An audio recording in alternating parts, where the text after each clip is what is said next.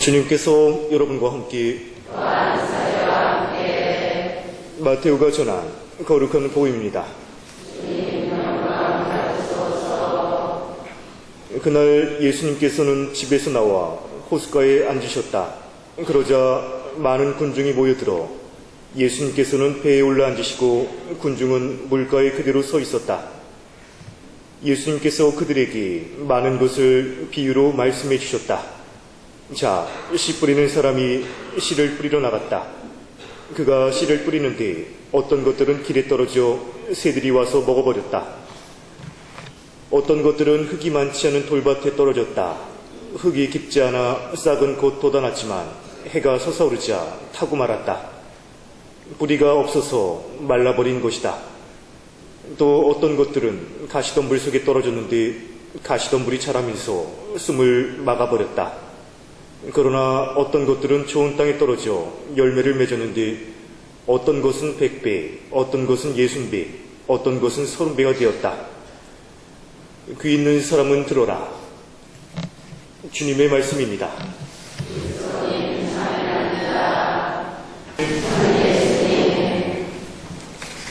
네, 요즘 장마가 만만치 않죠? 네, 오늘도 보니까 새벽에 빗소리 깼습니다. 네, 정말 짧은 시간 동안에 많은 비가 내리는 것 같습니다. 네, 저는 이제 곧 있으면 주일학교 여름 캠프를 이제 시작되는데요. 일정을 보니까 한 절반 정도, 한 15일 정도는 본당이 없는 것 같습니다. 이제 7월 말부터 8월 중순까지 이제 평일에는 제법 없습니다. 네. 참 이게 이제 캠프가 이제 조금씩 가까이 다가오고 있구나, 라는 거를 이제 몸으로 느끼고 있는데요. 제가 작년에 중고등부 여름 캠프를 강화도로 다녀왔습니다. 강화도로 다녔는데, 그때 이제 저녁에 아이들에게 고기를 함께 먹었습니다. 아이들과 함께 고기를 먹었는데, 그쵸, 이왕이면 아이들에게 좀 더 좋은 고기를 주기 위해서 미리 동네에서 제일 맛있다는 정육점에 가서 고기를 끊어왔죠. 고기를 끊어왔는데 보통 300g 정도면 어른 한 명이 그래도 좀 배불리 먹는다라는 그런 기준이라고 합니다. 거기에 맞춰가지고 이제 아이들 인원수에 맞춰가지고 고기를 끊어갔는데 펜션 사장님이 저보고 고기를 얼마나 갖고 왔냐요. 그래서 제가 이만큼 갖고 왔습니다 라고 말을 하니까 사장님께서 하시는 말씀이 택도 없다고, 왜 이렇게 고기를 적게 갖고 왔냐요. 그래서 제가 이게 아무리 아이들이 많이 먹는다 해도 이 정도면 충분하지 않을까요? 네, 그랬더니 사장님이 고기 더 사야 된다고 말씀을 하시더라고요. 그래서 제가 한 가지 고육지책으로 어떤 걸 생각했냐면 혹시 사장님 주위에 중국집 있나요? 네, 그래서 짜장면을 시켰어요. 짜장면을 시켜가지고 아이들 인원수 맞춰가지고 먼저 고기 먹기 전에 고기 먹기 전에 짜장면을 한 그릇씩 먹였습니다. 저는 이게 고기가 좀 많이 남을 줄 알았어요. 왜냐하면 짜장면을 먹었잖아요. 짜장면을 먹었는데 고기가 남아야죠. 거기에다가 또 짜장면을 많이 시키니까 군만두도 서비스로 나왔어요. 군만두까지 싹 다 먹었습니다. 그리고서 이제 고기를 구워서 먹기 시작하는데 아이들이 정말 삼켜요, 고기를. 아니, 고기를 씹어서 먹어야 되는데 삼킵니다, 그냥. 저 옆에서 보면서 대단하구나, 우리 아이들 먹는 속도가. 어제 그걸 다시 한번 체험했어요. 한 학기를 마무리하는 그런 쫑파티 기념으로 성모동산에서 아이들과 함께 고기를 구워 먹었습니다. 물론 고기를 구워 먹기까지 많은 분들이 도움을 주셨죠. 특별히 고기를 구워주신 그런 형제님들 계셨고, 또 자모의 어머니들께서도 또 지하에서 아이들이 고기를 잘 먹을 수 있도록 그와 관련된 준비들을 잘 해주셨습니다. 무엇보다도 제가 좀 한 가지 걱정됐던 점 중에 하나는 보통 아이들이 40-50명 정도 돼요. 40-50명 정도 되는데, 그쵸, 보통 10명이나 아니면 20명 정도면 그래도 좀 질 좋은 고기를 먹을 수 있는데 어떻게 40-50명이나 되는데 고기를 이거 어떻게 해야 되나. 여러분들도 잘 알고 계시겠지만 고기가 가격이 다 차이가 나죠. 국산 냉장이냐 냉동이냐 수입산 냉장이냐 냉동이냐에 따라서 가격이 정말 두세 배 차이 납니다. 네, 저는 맨 처음에는 현실적인 그런 부분들을 먼저 생각했습니다. 예산도 없고 그냥 수입 냉동 먹일까 이렇게 생각하고 있었는데 또 어머니들의 마음은 또 그게 아니죠. 이왕이면 내 아이들에게 조금 더 돈이 들더라도 네, 좀 더 좋은 고기를 먹이고 싶은 그런 마음들. 네, 참 그 마음이 느껴졌고 덕분에 자모의 어머니들께서 네, 고기를 국산으로 네, 후원을 해주셔가지고 정말 아이들과 함께 어제 즐겁게 잘 먹었습니다. 어제 아이들이 한 40명 정도 온 것 같아요. 근데 자모회에서 준비해 주신 고기는 70인분입니다. 남았을까요? 안 남았을까요? 네, 안 남았어요. 안 남았고 또 자모의 어머니들께서 또 라면까지 끓여주셨거든요. 라면도 제가 어제 알고 있기로는 30개 준비한 걸로 알고 있거든요. 다 먹었습니다. 근데 확실히 어제 비가 많이 내렸잖아요.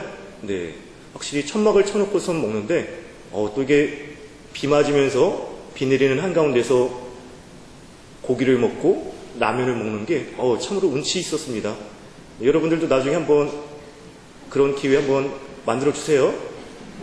제가 참석하겠습니다. 네. 하여튼 정말로 맛있게 먹는 그런 아이들의 모습을 바라보면서 너무 그냥 기뻤어요. 기뻤고 네. 나중에 또 한 번쯤 그런 자리를 마련해야겠다라는 그런 네, 생각을 해봤습니다. 네, 오늘 복음을 보면요, 예수님께서는 군중들에게 씨 뿌리는 사람의 비유에 관해서 말씀하십니다. 씨 뿌리는 사람의 비유 이야기, 이 비유 이야기 참 우리 너무나도 잘 알고 있는 네, 그런 이야기죠. 복음 이야기입니다. 이 비유를 간략히 요약하면 다음과 같습니다. 어떤 사람이 길가와 돌밭 그리고 가시덤불에 씨앗을 뿌렸습니다. 그런데 이곳에 뿌려진 씨앗은 싹이 나지 않았습니다. 네. 어찌 보면 당연하죠.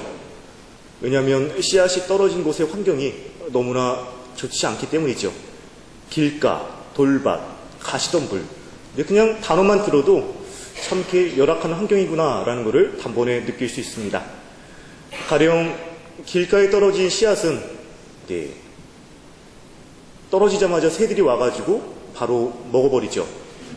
그리고 돌밭에 떨어진 씨앗은 싹이 조금 자라나긴 합니다. 싹이 조금 자라나긴 하는데 해가 솟아오르자마자 금세 다 타버리고 맙니다.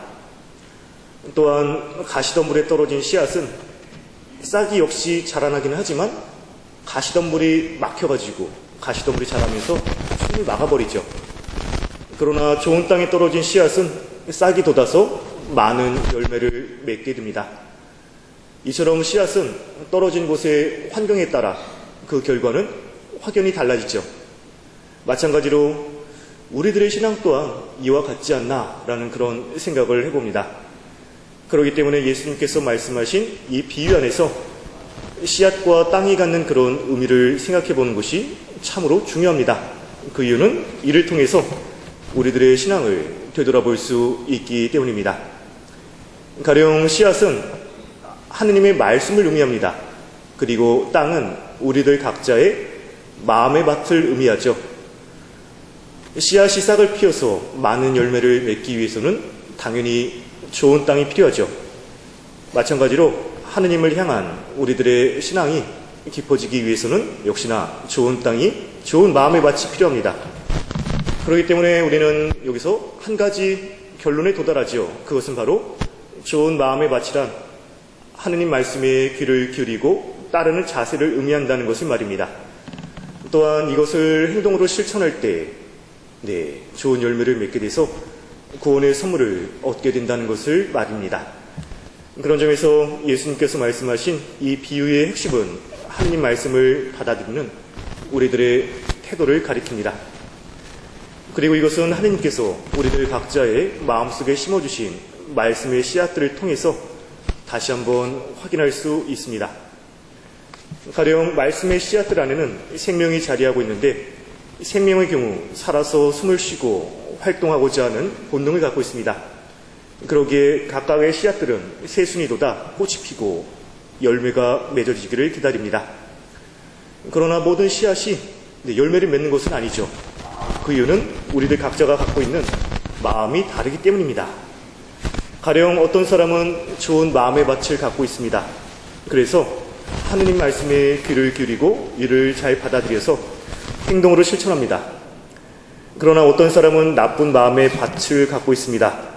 그 사람이 갖고 있는 마음의 밭은 오늘 복음에서 말하고 있는 길바닥, 돌바닥, 그리고 가시덤 물바닥과 같은 그런 마음의 밭이겠죠. 그렇기 때문에 당연히 하느님 말씀에 귀를 기울이지 않습니다. 그 대신 세상의 것에 온 마음을 두죠. 그런 점에서 예수님의 다음 말씀은 우리들에게 특별한 의미로 다가옵니다. 귀 있는 사람은 들어라. 네, 예수님께서 귀 있는 사람은 들으라고 이렇게 말씀을 하십니다. 어찌 보면 예수님의 이 말씀은 곧 우리들을 향한 외침이라 말할 수 있습니다. 그리고 우리들 각자가 좋은 땅이 되기를 바라는 간절한 마음이라고 말할 수 있겠죠. 그렇기 때문에 예수님께서는 씨 뿌리는 사람의 비유를 새겨드릴 것을 강조하십니다. 그런 점에서 이번 한 주를 살아가시면서 우리들 각자가 하느님 보시기에 좋은 땅이 되기 위해서 어떤 노력을 기울이고 있는지를 성찰해 보셨으면 좋겠습니다. 또한 지금 나의 마음의 밭은 길바닥인가 돌바닥인가 아니면 가시덤불인가 아니면 좋은 땅인가, 나는 이 네 가지 중에 어디에 해당되는지를 한 번쯤 성찰해 보셨으면 좋겠습니다. 특별히 저는 오늘 복음을 묵상하면서 문득 제 마음의 밭이 어디에 해당되나를 한 번쯤 돌아봤습니다. 특별히 제 마음속에 깊이 다가오는 그런 장면 중에 하나는 그런 것 같아요. 저희 얼마 전에 초복 맞이했죠. 초복을 맞이했는데 보통 초복 때 삼계탕이나 아니면 보양식들을 챙겨 먹죠.